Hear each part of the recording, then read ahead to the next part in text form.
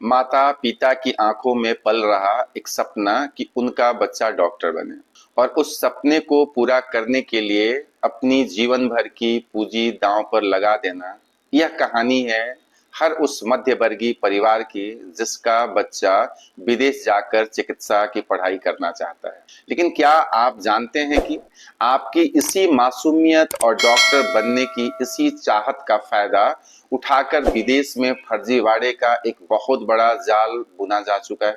हाल ही में भारत सरकार के नेशनल मेडिकल कमीशन, उज्बेकिस्तान में स्थित भारतीय दूतावास और हरियाणा मेडिकल काउंसिल ने मिलकर कुछ ऐसे चौंकाने वाले दस्तावेज और एडवाइजरी जारी की है जिन्होंने विदेश के कई मेडिकल कॉलेजों की बुनियाद हिलाकर रख दी है।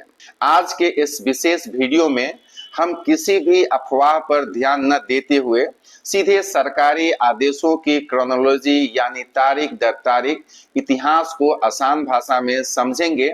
हम जानेंगे कि 2025 से लेकर जून 2026 तक ऐसा क्या हुआ कि सरकार को कुछ कॉलेजों के खिलाफ मोर्चा खोलना पड़ा। यदि आप या आपके परिचित विदेश से एमबीबीएस करने की सोच रहे हैं तो यह वीडियो आपके भविष्य को अंधकार में डूबने से बचाने की चाबी है। नमस्कार, मैं दीपेंद्र चौबे। आइए इस पूरी घटनाक्रम का सिलसिलेवार विश्लेषण करते हैं। कहानी की शुरुआत होती है 21 जुलाई 2025 से, जब नेशनल मेडिकल कमीशन एनएमसी के under graduate medical education board ने एक बेहद कड़ा अलर्ट नोट जारी किया। दरअसल एनएमसी ने यह महसूस किया कि भारत के कड़े नियमों, जिन्हें हम एफएमजीएल रेगुलेशन 2021 कहते हैं, उनकी अनदेखी करके छात्र विदेशों के प्राइवेट कॉलेज में धड़ल्ले से एडमिशन ले रहे हैं। इस नोटिस में मुख्य रूप से 4 गंभीर मुद्दों को उठाया गया। पहला मुद्दा था बुनियादी ढांचे का अभाव। मैक्सिको और यूरेशिया क्षेत्र से भारतीय दूतावासों ने रिपोर्ट भेजी कि कई विदेशी कॉलेजों के पास न तो खुद का ढंग का कैंपस है और न ही अस्पतालों में प्रैक्टिस ट्रेनिंग की कोई सुविधा। दूसरा, छात्रों का मानसिक शोषण। एजेंटों द्वारा छात्रों को प्रताड़ित करने और कोर्स छोड़ने पर उनकी जमा की गई लाखों रुपए की फीस वापस न करने के मामले सामने आए। तीसरा, अवैध रूप से संचालित कॉलेज। इस नोटिस में एनएमसी ने साफ तौर पर देश के छात्रों को आगाह करते हुए 4 मेडिकल संस्थानों में एडमिशन लेने से सख्त मना कर दिया। ये 4 मेडिकल संस्थान कौन कौन से हैं?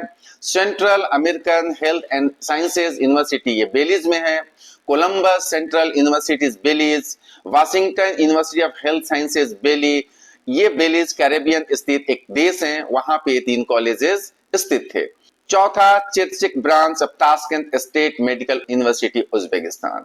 एनएमसी ने स्पष्ट शब्दों में यह कह दिया कि यदि कोई छात्र इन नियमों को ताक पर रखकर वहां जाता है तो भारत वापस आने पर उसे डॉक्टर के रूप में निबंधन रजिस्ट्रेशन यानी प्रैक्टिस की इजाजत बिल्कुल नहीं दी जाएगी।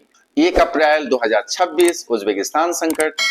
वक्त आगे बढ़ा लेकिन फर्जी एजेंटों का लालच कम नहीं हुआ। इसके बाद 1 अप्रैल 2026 को एनएमसी को एक बार फिर से अलर्ट जारी करना पड़ा, जिसका मुख्य केंद्र बिंदु बना उज्बेकिस्तान। उज्बेकिस्तान की राजधानी ताशकंद में मौजूद भारतीय दूतावास ने भारत सरकार को एक बेहद चिंताजनक जमीनी रिपोर्ट भेजे थे। इस रिपोर्ट में जिन मुख्य बिंदुओं पर जोर दिया गया वे आंखें खोलने वाले हैं। उज्बेकिस्तान के मेडिकल संस्थान यानी तय क्षमता से कई गुना ज्यादा भारतीय छात्रों को भेड़ बकरियों की तरह भर रहे थे, जिससे शिक्षा की गुणवत्ता पूरी तरह खत्म हो गई। भाषा का मायाजाल।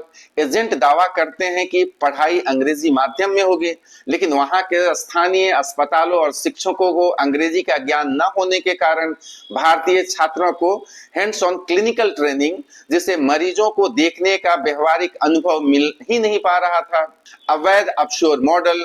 सबसे बड़ा चौंकाने वाला खुलासा यह हुआ कि उज्बेकिस्तान के ताशकेंत स्टेट मेडिकल यूनिवर्सिटी की टर्मेज ब्रांच ने भारत के ही बेंगलोर शहर में TIT Institute of Medical sciences नाम से एक अवैध ऑफशोर कैंपस खोल दिया, जो भारतीय कानून का खुला उल्लंघन था। इसलिए 1 अप्रैल 2026 को एनएमसी ने विशेष रूप से इन संस्थानों का नाम लेकर अलर्ट जारी किया। Bukhara State Medical Institute, Samarkand Medical University, Tashkent State Medical University और बेंगलोर स्थित इसका अवैध ऑफशोर कैंपस टीआईटी इंस्टीट्यूट। 3 अप्रैल 2026 दूतावास की कूटनीतिक चेतावनी, इंडियन एम्बेसी ताशकंद की एडवाइजरी आती है।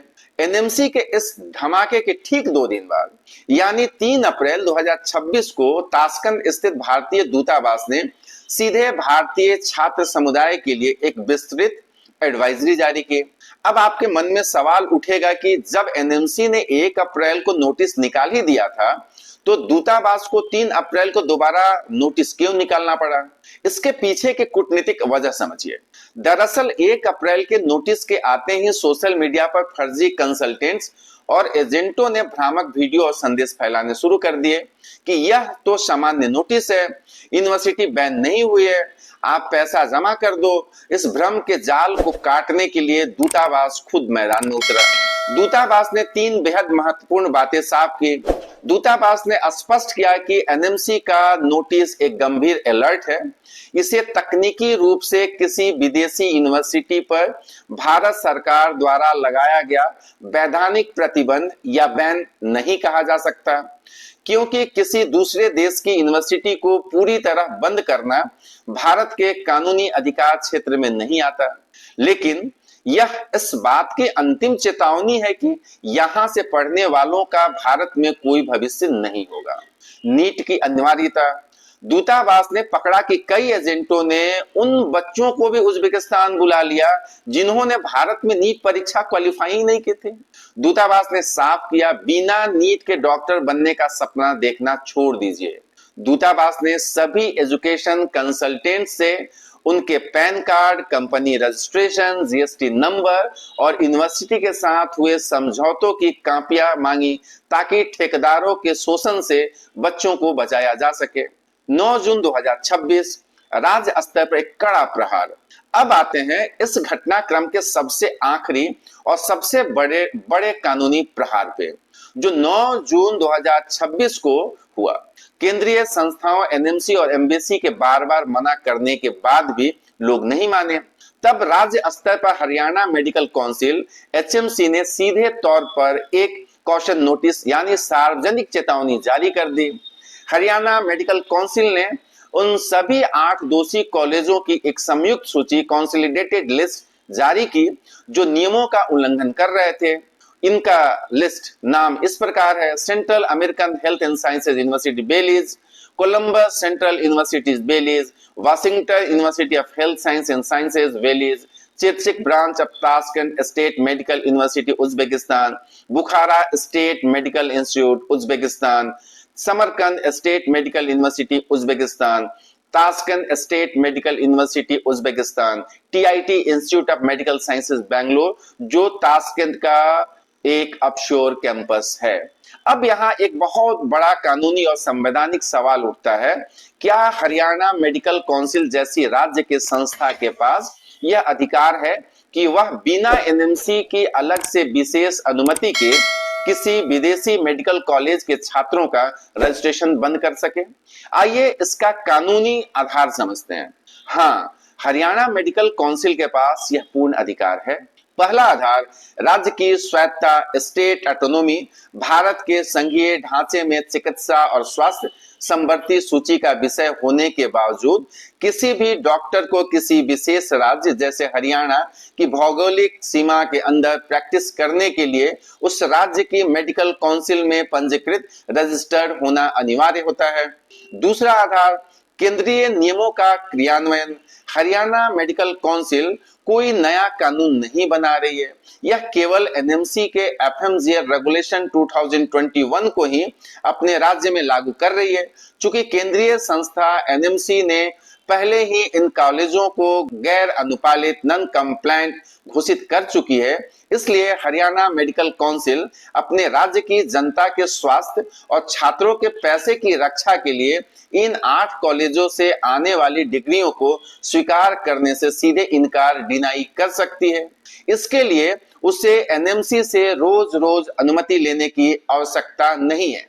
साथियों, इस पूरे घटनाक्रम और इन चारों नोटिसों का सार सिर्फ इतना है कि सरकार आपको किसी भी बड़े धोखे से बचाना चाहती है। यदि आप अपनी पसीने की कमाई और बच्चे के भविष्य सुरक्षित रखना चाहते हैं तो दाखिले लेने से पहले इन 4 बातों को गांठ बांध लीजिए।